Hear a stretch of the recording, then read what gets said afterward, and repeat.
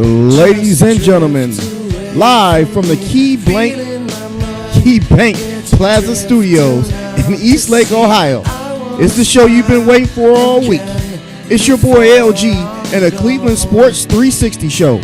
Tonight, his guest, the North Coast Vikings semi-pro football team.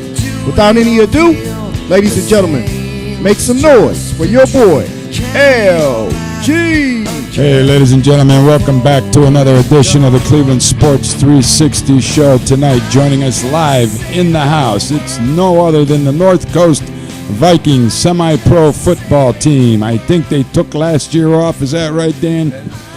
You got to talk right into the mic, man. Yes. And this is Dan Hallisy, the owner of the team, also the punter and the place kicker, and Coach Mario Sims. Well, let's get right down to business, folks. We just came off of a Pittsburgh Steelers victory yesterday, so you got to give some props to the Cleveland Browns, or you got to think to yourself, what the hell happened to the Pittsburgh Steelers to play as poorly as they did? I mean, come on, guys. We had 8 turnovers in the game. Did you ever see a Pittsburgh Steelers team that turned it over 8 times playing the Cleveland Browns, man? Never. What about you, Coach? No, I can't recall seeing anything like that. It's pretty bad. It's almost like the Rooney family wanted to give the new owner of the Cleveland Browns, a fellow business partner of Art Rooney, Dan Rooney, the Rooney family, a little homecoming gift now that he has his own NFL team. The Pittsburgh Steelers damn near gift wrapped this victory for the Cleveland Browns yesterday.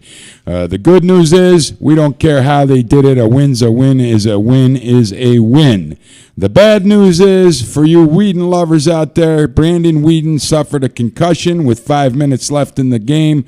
Who knows if he's going to be able to play next week when the Browns face the Oakland Raiders out there on the West Coast. It's going to be interesting to see if Coach Shermer has to swallow his lump in the throat and put Colt McCoy in the game, the man he loves to hate. Colt McCoy's father should have kept his mouth shut last year. I wonder if Brandon Whedon's father's calling up Pat Shermer right now and bitching about the way that Whedon took a hit to the head, man. I'm sure he's not. Yeah, that's where Colt McCoy's father should have kept his mouth shut. And who knows if we would even have a Mr. Whedon in the city of Cleveland right now.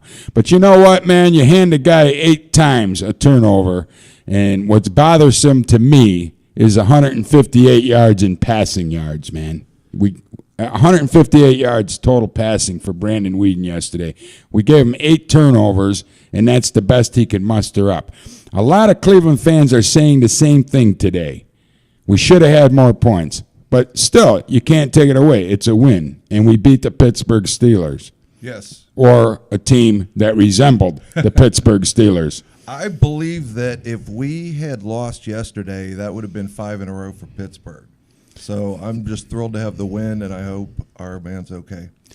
Kenyon Johnson said last week, if we don't beat this Pittsburgh Steelers team, it would be time for the Cleveland Browns to hang it up completely, because he knew with Charlie Batch coming in and playing quarterback at 37 years old and the way Pittsburgh's been struggling through the entire season, the Browns should have won this game. He did not know they were going to gift wrap it and hand it to him. I want to give a shout out to... No. You're not just going to say that and just slide through on me like that.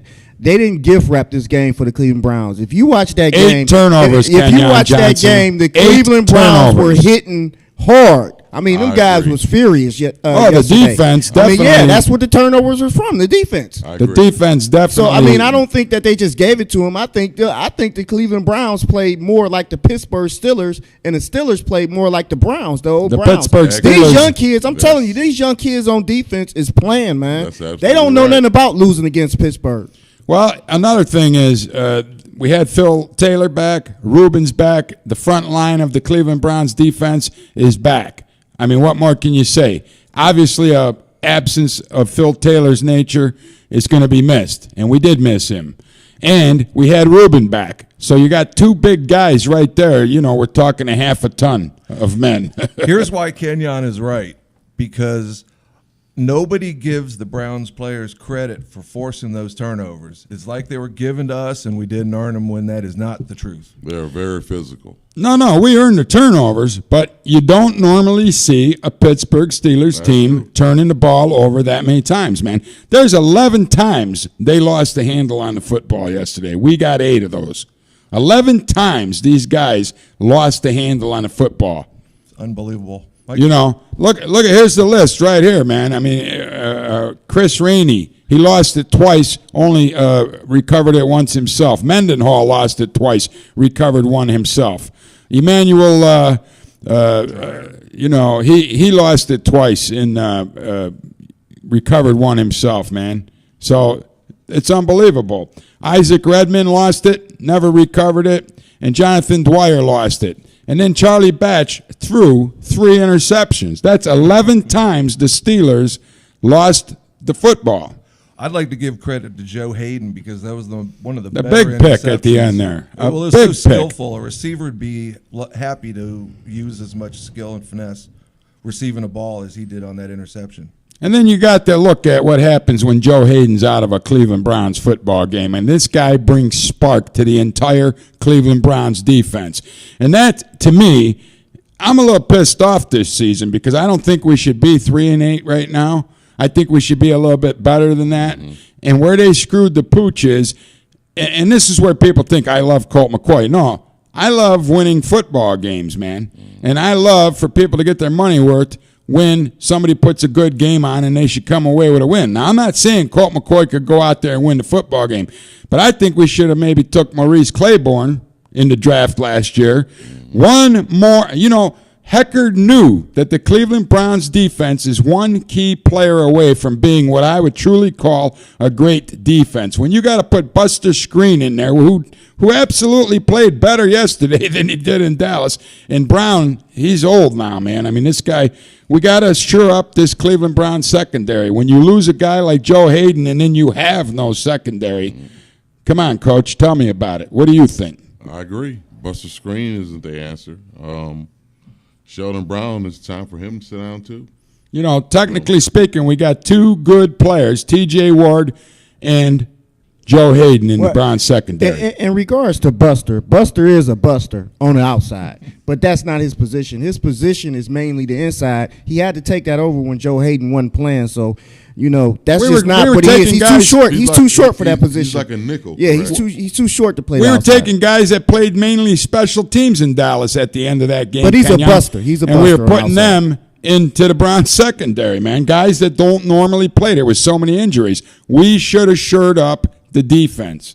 We saw yesterday, defense wins football games, man. How is it with the North Coast Vikings, Dan? Tell me, do you have a good defense? Our philosophy as a team is built around defense, as most Ohio teams tend to do. We are focused on hard-hitting, clean football, but smash mouth. And without defense, you really don't have a football team. Exactly, and that's what I'm disappointed, man. We had a big draft party last year for the 2012, not last year, this past April for the 2012 draft. And as soon as we saw that we passed, I would have took David DeCastro. I would have took Maurice Claiborne. So now we got a great offensive lineman and a great guy that could have contributed something, especially with a guy like Joe Hayden and Claiborne. You could have learned something from Hayden. You know what I mean? Let me ask you, LG. Would you say that it would be preferable to you to have Colt McCoy start this entire season for the Browns? He knew the off. If you listen to the interview Josh Cribbs did on CBS, okay, he did an hour and a half interview, and Cribbs thought Josh Cribbs thought Colt McCoy should start. Now, do I think Colt McCoy's a better quarterback than Brandon Weeden? Absolutely not. Weeden still doesn't even know the entire Cleveland Browns playbook, man. When you're running a West Coast style offense, this is, you go back to the Bill Walsh days in San Francisco 49ers, and Bill Walsh says it takes a quarterback almost 4 years to completely learn the West Coast style offense, man. Joe Montana struggled with it in the beginning. To be fair to Brandon Weeden, he shouldn't have been the starter right away, man. Bernie Kosar was not the Browns starter right away. No. Colt McCoy is more familiar with this offense. Josh Cribbs made it known. And, these guys are coming out of the woodwork now and bad rapping the Cleveland Browns coaching staff. Whedon doesn't like the play calling. This guy thinks he should be throwing the ball more. I mean, it's a mutiny going on down there. I think Whedon's going to have to relearn the playbook after yesterday. Why is that? Because You think he's concussion? What he knew 2 days ago, he might not know right now. He's got amnesia. But there you have it, folks. We couldn't open the Cleveland Sports 360 show without some Browns talk, especially after we beat the Pittsburgh Steelers. I mean, you gotta enjoy it for what it is. It's a win. It's as good as it gets here. It doesn't get much better. And what I called this whole weekend was rivalry weekend. Not only did we beat the Pittsburgh Steelers, the Ohio State Buckeyes finished off their year with an undefeated season over those people from across the border up north, man. I mean, how can it get any better than that, man? Well, it's great for the Ohio State fan, but I'm a Florida State fan, and we just lost to the Gators. So Well, that's your problem. I don't know what it feels like to be happy. You got to be happy. You live in Ohio, man. You got to share in the victory. You're a Buckeye, though. I hate the Steelers and I hate the Wolverines, so it works out perfectly. Absolutely, man. I mean, you got to love the Buckeye win, and you got to love it, even when they knew they had nothing to win for. It's just a shame. It's a shame they couldn't play in the postseason. Absolutely, but it didn't stop them, and they made a statement this year. The Ohio State Buckeyes definitely said we are going to be. They were not the best football team that they could be. No, we got a lot of guys returning next year that were juniors this year. It's good for the seniors to go out undefeated. They got something to brag about to their grandkids 50 years down the road. Sure. And God bless them. They won. And God bless Urban Meyer. He had a big adversity facing him when he came in there. Luke Fickell, he did a great job holding this together with pins and glue last season. And you just can't give him enough credit. Coming in, knowing what happened. He got some recruits, too. How many guys want to come to a school that doesn't even have a future going to a bowl or a national championship? I give my hats off to Urban Meyer and the Ohio State Buckeyes coaching staff. They did a phenomenal job, and they won. They beat Michigan.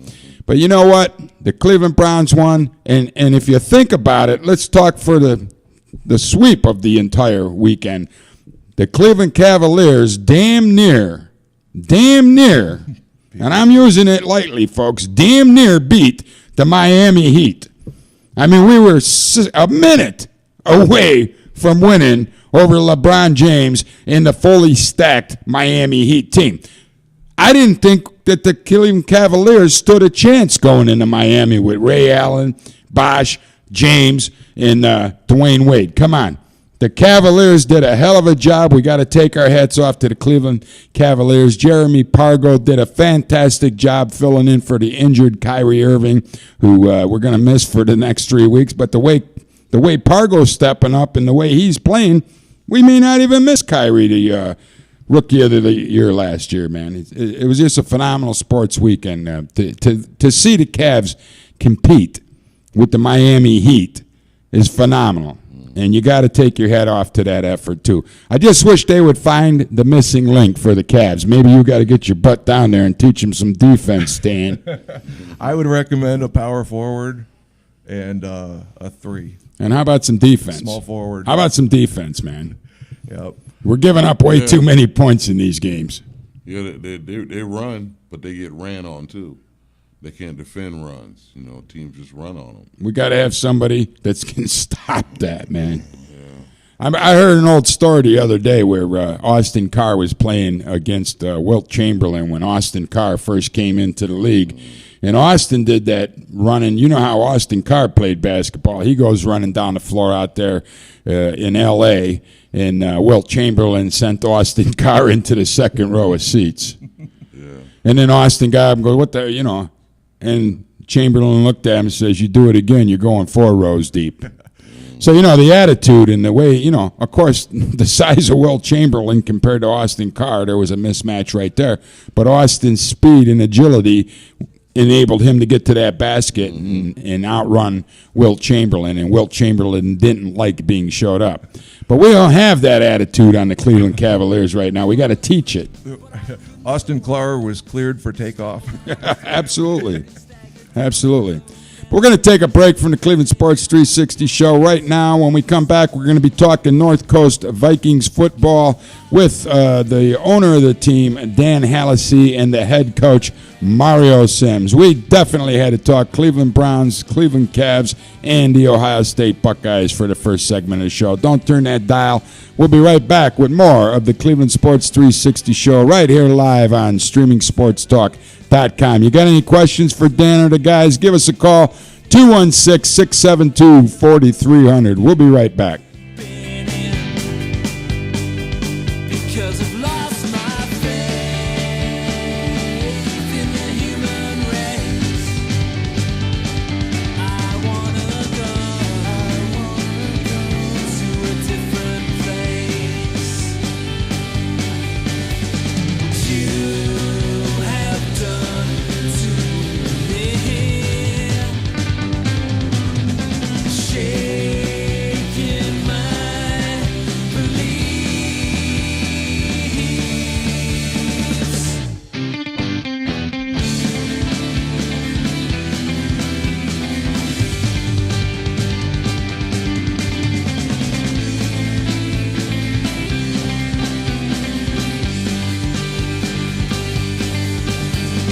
Everything about that day still sticks in my head. All the clothes you wore and the words you said, and every taste left in my mouth was bad. Because I've lost my faith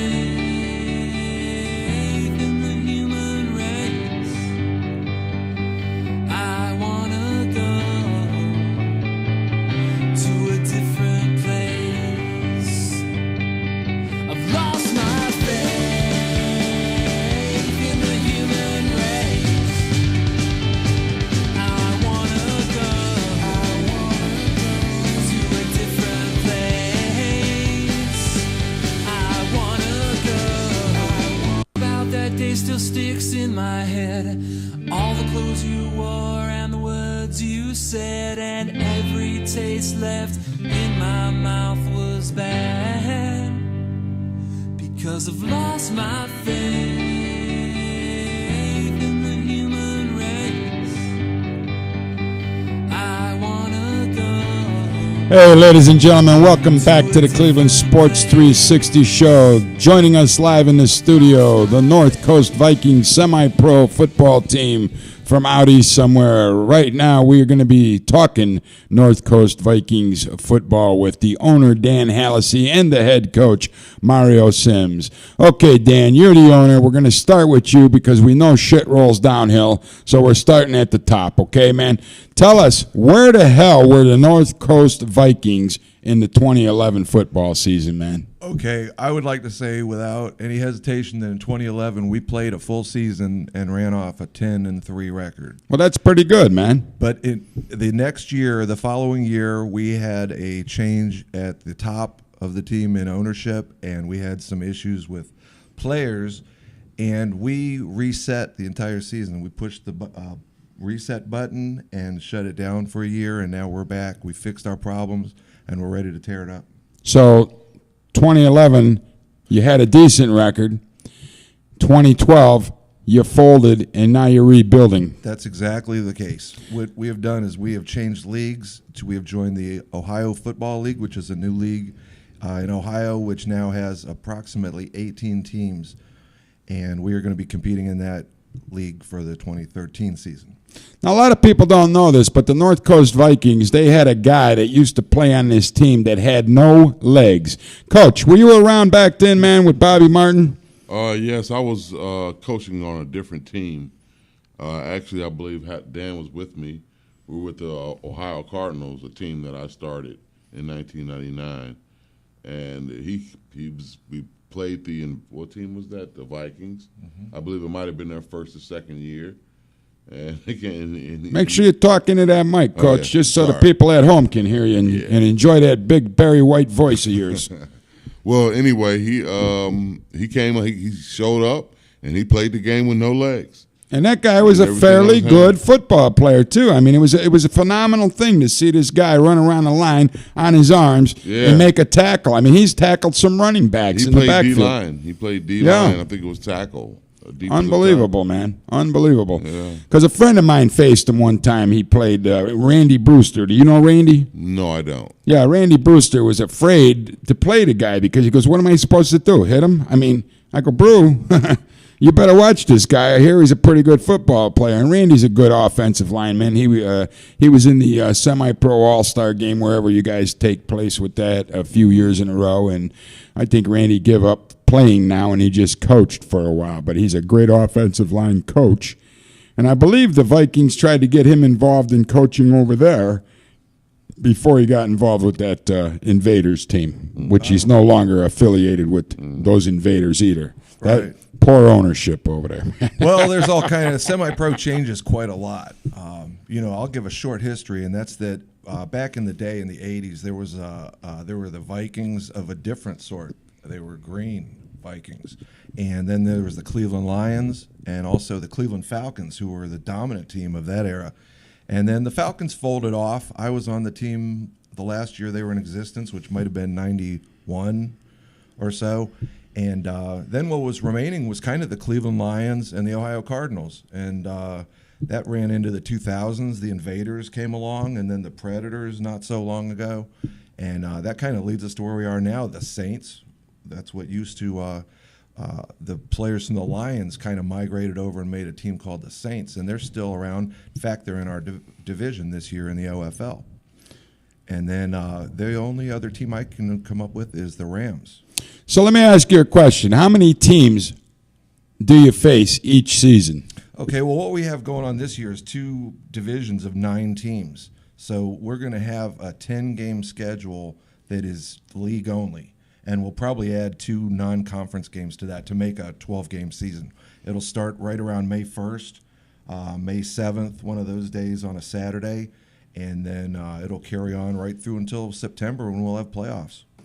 So if somebody was interested in getting a hold of you to come and try out, or and you do have tryouts, right? You guys, when do you start recruiting? We do it a little bit differently than a lot of teams. What we're doing this year is an invite only, and we are currently asking for people to visit our webpage, which is northcoastvikings.com. Type in northcoastvikings.com as opposed to a Google search, which could lead you all kind of different YouTube videos and whatnot. Just make sure you type in the address northcoastvikings.com. That will have all the information in terms of coaching staff. It'll have ways to reach me. It'll give you instructions on how to join the team and the schedule of upcoming events. What we've done is we've assembled a roster. And if you go on that webpage, you will see a full-blown roster of active players and also players that are invited to join us. And each one of those players has their place in our future, but we're going to keep probably 45 coming into this year. So we expect to be very strong. We're going to bring the Saints and the Rams and everybody else in Cleveland, everything we got. Well, that's what it's all about, folks. We don't go out on the gridiron just to pussyfoot around. Coach. Yes, sir. Building this team, what's it take from a coaching perspective to get these guys out there? I mean, every year you have a fair amount of turnover or not. I mean, you tell us. Well, sure. Semi-pros are a different animal. It's a lot of teams you have to pay to play, and a lot of guys think when they pay to play that guarantees them playing time, and it doesn't, because most teams are going to put their best players on the field. So what we did, we took that out of the equation because we've been doing this long enough to know that that's the biggest part of the problem, and it causes a lot of problems on the sideline because you're trying to keep decorum and discipline, but when guys are crying because they're not playing or, they don't understand that maybe you just weren't good enough to start, it makes it hard. But when you do it the way we're trying to do it, that gives the coaching aspect more pull. We got more control over the players this way. We plan on, everybody won't make the team. It's possible you could be cut. So And what we do, we make sure we tell everybody up front what the plan is. And if you don't, you can play here or not play here. You know. What we're doing differently is we're trying to establish something that's kind of similar to the way colleges run their football teams. Most semi-pro teams ask for anybody to come join them and bring your $250 team fee. And I would suppose that anybody who brought that money is accepted on that team. That's not what we're doing this year. We're not asking our players for money, but we're also not taking people on our team just because they want to play for us. We're going to have players on our team that were good players on their team, and it's going to be an all-star team that we have, and we're going to bring it for sure. Now, this $250 that some of these teams were charging the guys to come out with the team fees, wasn't some of that for uniforms, jerseys, helmets, and then how do you guys get the buses together to make these road trips and all of that thing if you're not charging anybody anything? Well, that's the big challenge. I suppose if the answer to us running this team were to get $250 a piece from all the different players, that wouldn't cover all the expenses anyway. So you're adding a hardship that doesn't solve your issues. We have several different places where we're getting money from. We have some benefactors that are former, I suppose you'd call them alums, that are either too old to play for us or just like the Buckeyes. Well, we got our alums. You guys any tattoo bullshit going on over there? We got our alums. You're going to have to ask these next gentlemen about selling off their gear. I hope they don't do that. Yeah. So you raise the funds in different the avenues. Point is we get it from other places. One way we're making this work is that our league is built so that we don't have any games that are more than an hour and a half away. So there won't be any charter buses. There won't be an expense for that this year. The uniforms are basically paid for already, so there's an expense that we're not going to have to experience. What we look at in this league is the amount that you pay for the field and for the referees. They get a fair dollar too. Then you have to have some security at the games, I'm sure too. Sure. Yeah. Now, where do you play at, Coach? Tell us, where do you hold these North Coast Vikings football games? We play out in Middlefield, Ohio. Is that correct? Middlefield? I'm guessing it's about a trip from here. From here to Middlefield's less than 30 minutes. Clevelanders know this as 271 out to 87. Yes. Once you get on 87, you head east out toward Newberry, and you've got yourself about maybe a 20 or 25 minute drive. It's a charming little town that has supported us, and we're going to continue to support them by hosting our most important activity right in their backyard. We get great fan support from Middlefield, and that's why we're respecting them, because we could move closer and play locally, and there are some advantages to doing that. But what we're going to do is we're going to honor the relationship that we have in place. They did major renovations to their stadium last year, so there's a good chance we could not have played there had we gone through the 2012 season. Oh, so everything works out the way it did for a reason. It worked out for us. Great timing. Great timing. We knew what was wrong with our team, and we fixed it. And that's why people didn't see us last year, but they're going to see us this year, because we took care of what wasn't working, and now it's ready to go, stronger than ever. Well, Middlefield's a nice little community anyways, Yes, and it's nice to get away from the hustle and the bustle, and you could pick up some damn good cheese on the way to these games, too. And it's a really nice stadium. It's a really nice nice natural grass stadium. Yeah, it's a throwback. We play underlights on grass, which is a little bit unusual anymore with the way most especially high these high schools up. are going with that artificial turf, and that stuff burns you, man. We have the good kind of grass field too. It drains naturally, it's designed to drain efficiently. So what happens is we don't get mud, we get lots of grass, and it's a very nice surface to play on. Unbelievable out there in Middlefield. Those Amish people know how to plant grass. That's all I can tell you. So, Coach, are you looking forward to the 2013 season, man? Oh yes. Tell me what do you think's going to happen? Well, I'm going to predict that we're going to win our league this year. I predict we're going to go undefeated. That's how I feel.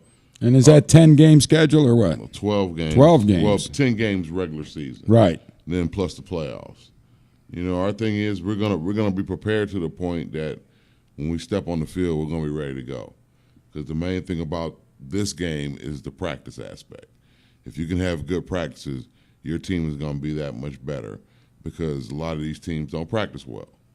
And if you can get good participation in practice and get your fundamentals in and your individual in, you'll be fine. We're going to be fine.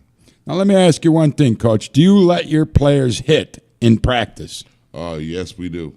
See, now the pros, you can only hit 15 times a year during practice. And I think what's happening is you're seeing the professional NFL players. I mean, there's a lot of injuries going on out there right now. There's a lot of missed tackles. Sure. I was on a Sports Fix Saturday night. We interviewed Hanford Dixon for the first half hour of the show, and even Hanford said the missed tackles that's taken place in the NFL is strictly because we're not seeing these guys hitting during practice, man. What's your thoughts on that, Coach? You're right. Tackling is another fundamental. You have to do it every time, and when you don't practice it and when you can't go live, sometimes it hurts you. You get hurt easier. Your body's not as tough. It's I can understand it trying to cut back on injuries, but it's affecting the game right now. Yeah, I'm waiting for the day Goodell's going to have these guys out there in little panties playing football like the lingerie football league. Even those girls were hitting a little harder. I mean, I can't believe you can't practice football when you're practicing football in the NFL these days. It's unbelievable. You know, I can understand you don't want your multimillionaire to get killed during a practice, but you got to hit. And the two-a-days are gone, too, So that's another problem. But we're going to take a break, and we're going to come back with more of the Cleveland Sports 360 show.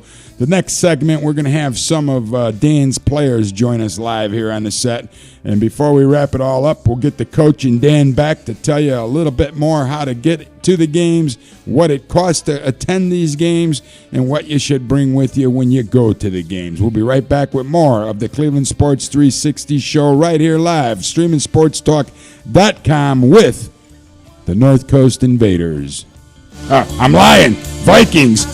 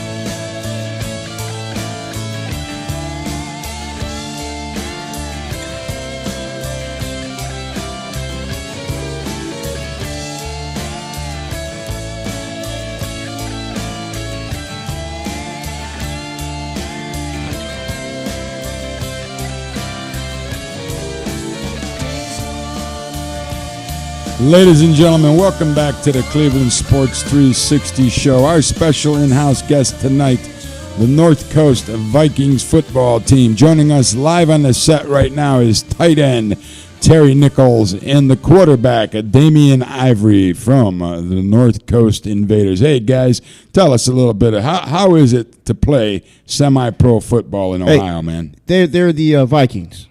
Didn't I just say that? No. What did Vikings. I say? Invaders. Again? Oh, my God. I got the Invaders on the mind, man. We got love. I don't have no love for them.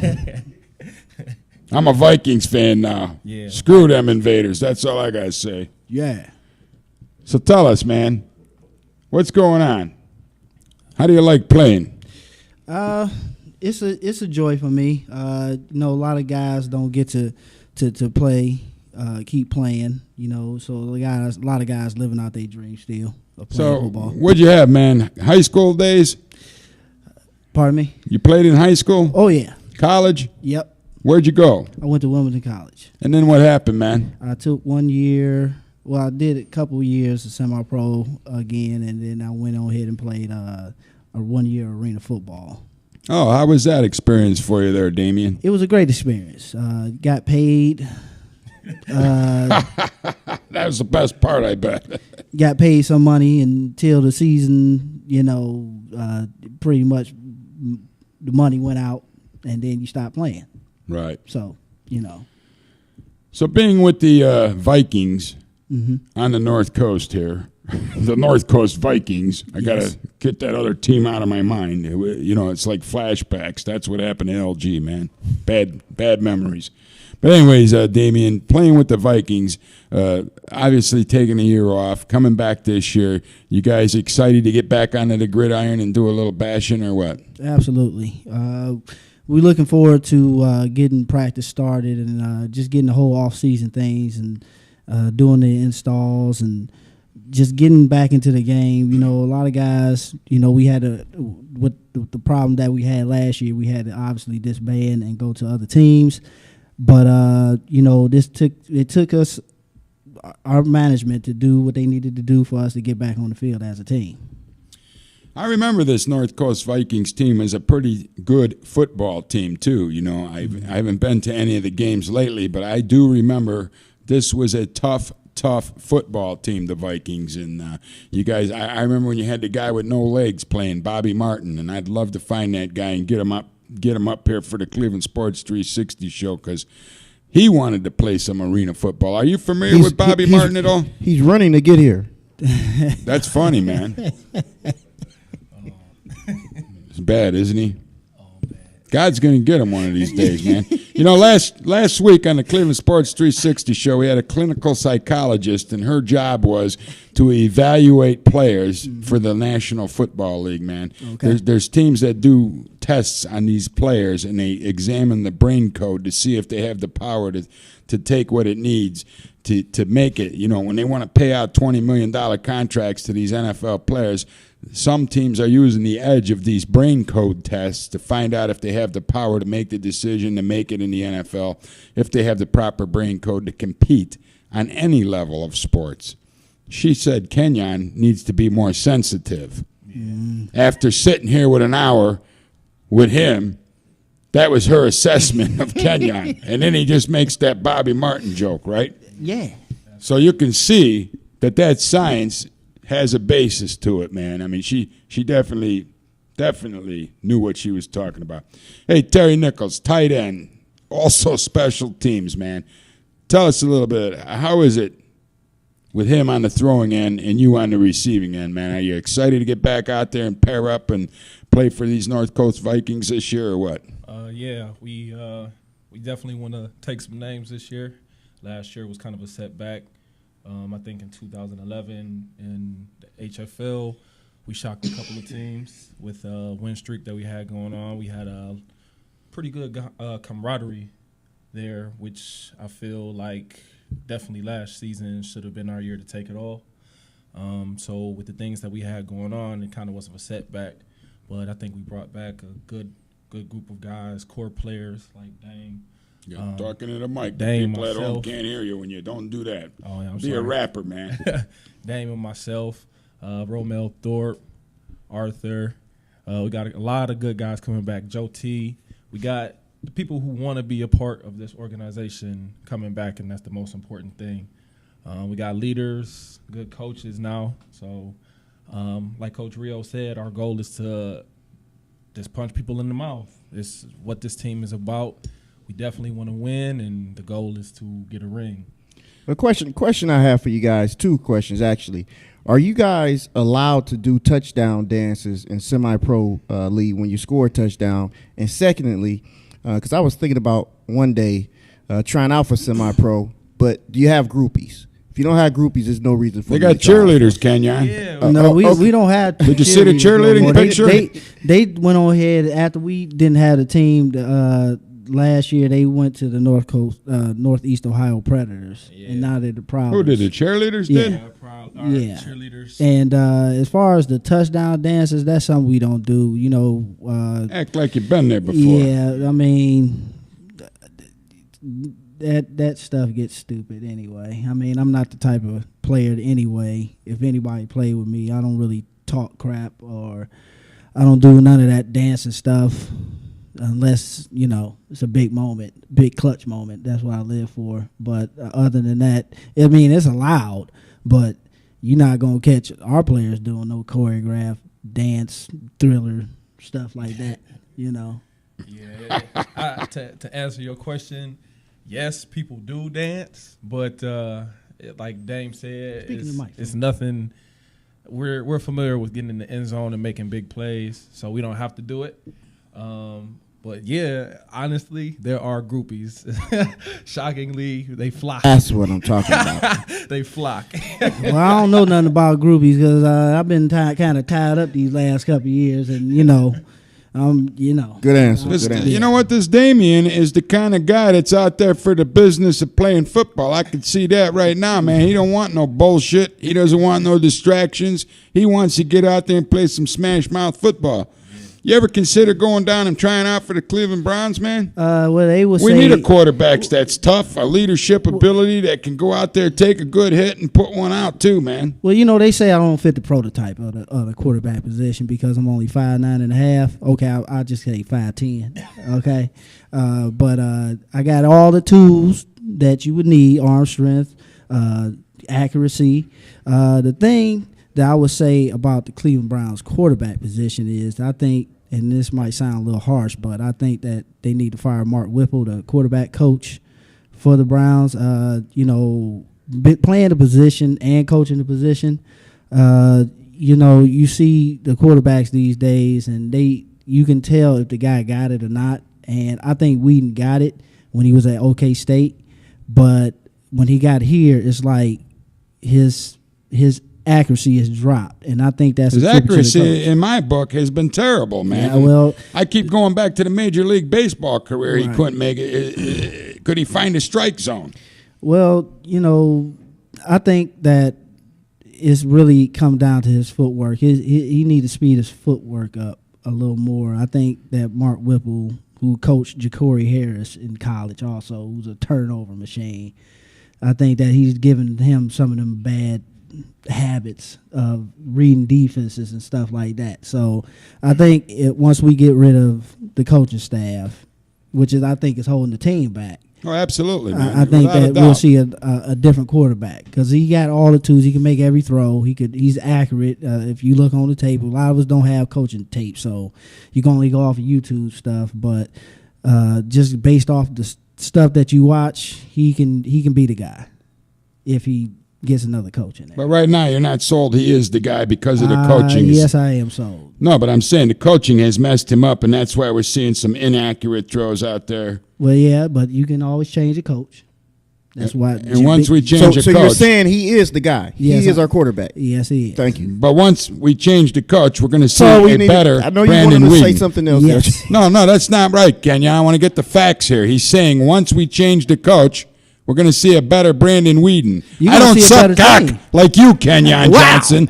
I don't put fucking male dick in my mouth like you, Kenyon That Johnson. sounds, Hey, that sounds terrible. I man. think You're- Whedon you're- is the coach. You're gonna have them. You're gonna have them all at our door.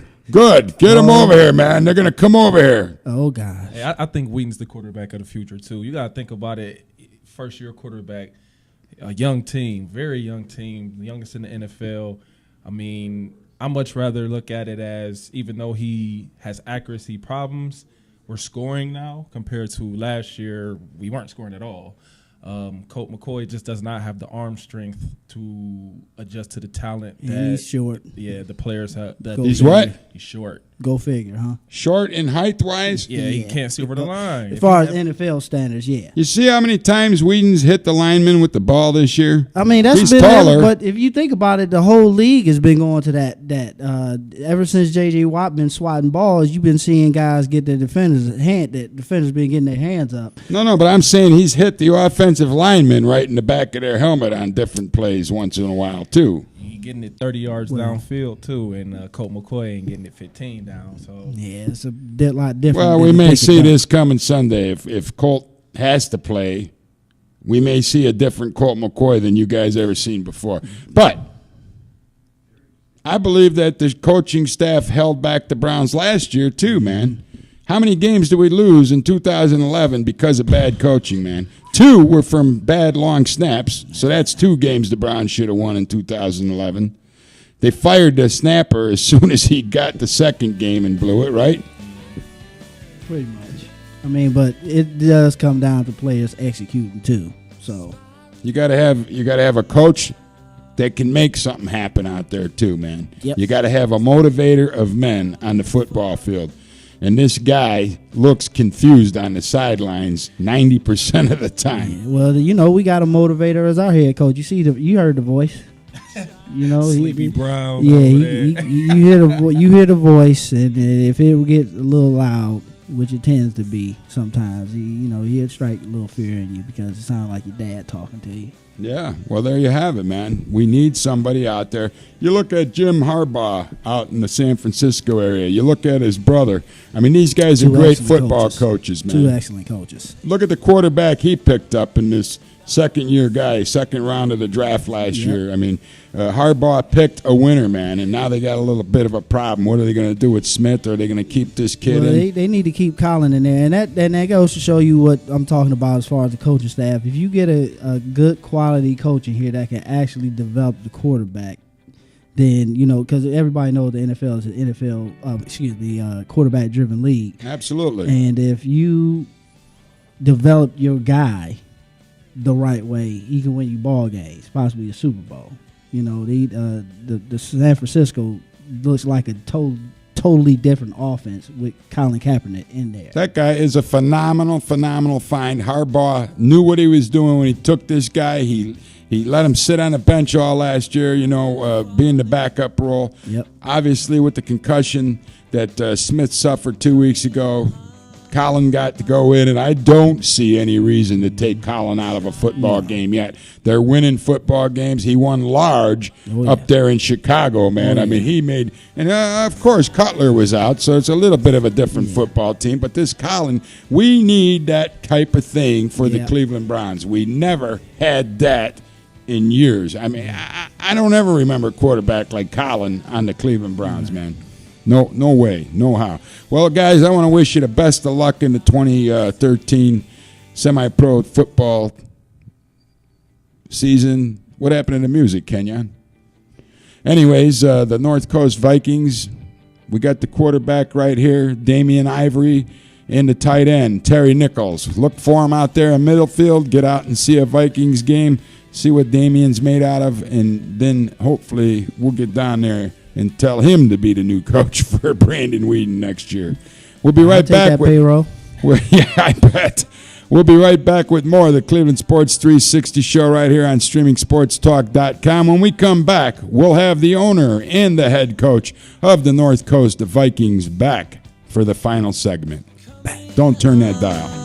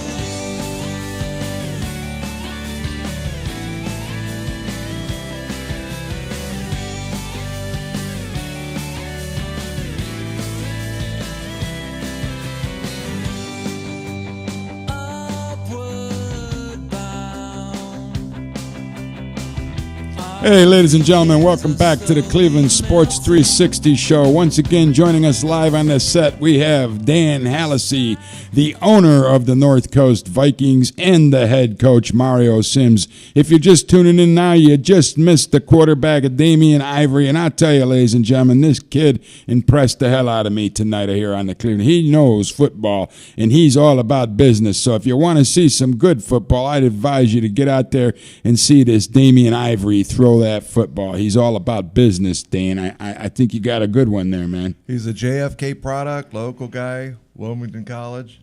He'll drop 300 on you if you don't take care of your deep two, your cover two coverages. Coach, you excited to have a kid like this throwing that rock for you, man? Yeah, it makes you dangerous. It makes other teams worry about you. And when you can, mix the run and the pass against, and especially in this league where these guys don't practice very well, when they see a quarterback like Damien, it really shakes them up because their fundamentals are not sound. So Damien carves them up, and I'm telling you, man, he impressed me. Just talking to the young man, I can see he's focused already, and he didn't even start practicing yet, man. So I think you guys are going to have one hell of a season coming up. Tell us, Dan, we talked before the break, the last time you guys were on the set with us. What do people have to do if they want to come out and see the North Coast Vikings play football, man? The best way to check us out is definitely through our webpage, northcoastvikings.com. There it is. All the information's there. You can always call me at 440-637-6158. And we have a staff of coaches, and anybody that needs anything should call us or contact us by email or through the webpage.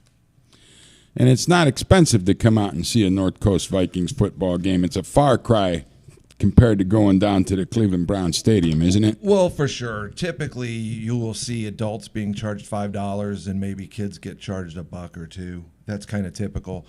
We may not go quite that heavy. I'm thinking that we're going to do $3 entry and free for anybody that's a minor. That's a phenomenal deal, and it's a phenomenal. The games are always on Saturday, right? We get a really raucous crowd. Our home field again is Cardinal High School in Middlefield on Route 87. And we will get a decent crowd out there of local people as well as all the friends and girlfriends and family of the players. And that's what we're trying to foster is a good home cooking. Well, there you have it, folks, and it's going to be exciting. I'm looking forward to seeing some Vikings football. Tell me the teams you're going to play in this new league this year, man. Okay, our league is set up with two different divisions of 9 teams each, and what you're going to see in our division is going to be heavy on Cleveland and Akron. So you will have us, who I expect to be the flagship of this new league, and then you'll also see the Cleveland Saints and the Midwest Rams. And those 3 teams, I think, are going to be battling it out for the championship of the North Coast. Then we're also going to see the Akron Rage. We're going to see the Canton Hurricanes. There's a team in Youngstown called the Mahoning Valley Tigers. There's another team called the MOV Ravens. And then now you're getting a little further than I can quite remember. But it's heavy on Canton, heavy on Akron, and Cleveland, Youngstown. Now, will the North Coast Vikings actually face off against the Midwest Rams? You guys play each other? They're in our division. We're going to have a home game and an away game with them, and we're looking forward to both of them. So 2 times a year you're going to play the Midwest Rams. We know each other very well. The owners and I are quite familiar with each other, and the coaches listen and to the the players. coach. He's over there growling already, man. Yeah, I know those, They're in our way. know those guys. We like those guys, but they're in our way. Yes. And that's also the same thing I would say to the Cleveland Saints is to prepare because we are coming to get you guys too.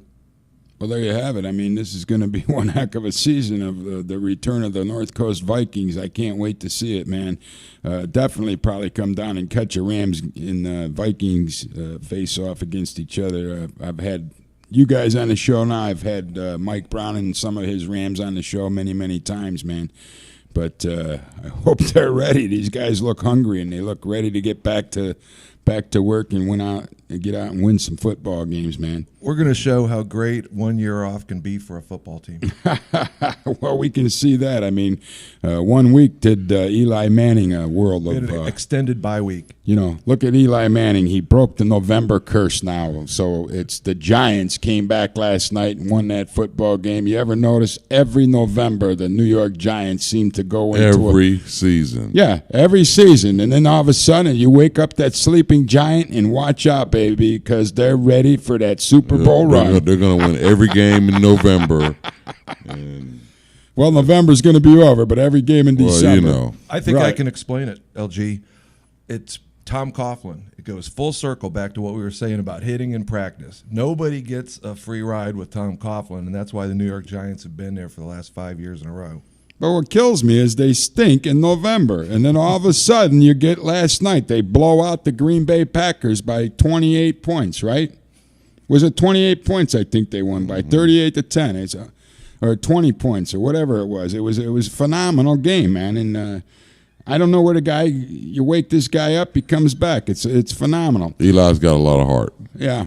Eli plays with a lot of heart. It's still hard to get over Peyton Manning's stats, but one day it's going to be tough to decide which Manning actually was the better quarterback. Peyton Manning's got the edge right now, statistically speaking, but this Eli is going to catch him. Hey, that's it, folks. We're going to end this edition of the Cleveland Sports 360 show. I want to thank Dan Hallisy and the North Coast Vikings head coach Mario Sims, Damien Irvory, the quarterback, Dan Hallisy, the tight end and special teams player, for coming down. And no, I lied. Terry Nicholes is the tight end. Dan Hallisy is the owner. And I want to thank you guys for coming down with the North Coast Vikings tonight, giving us a little bit of preview. We can't wait to see what's going to happen in 2013. If you're looking for a place to call home and play some football, NorthCoastVikings.com, right? That's right. Don't go away, folks. Coming up next, Kenyon Johnson, Unsportsmanlike Conduct. We'll be right back with more from StreamingSportsTalk.com. We'll see you next week back here with the Cleveland Sports 360 show.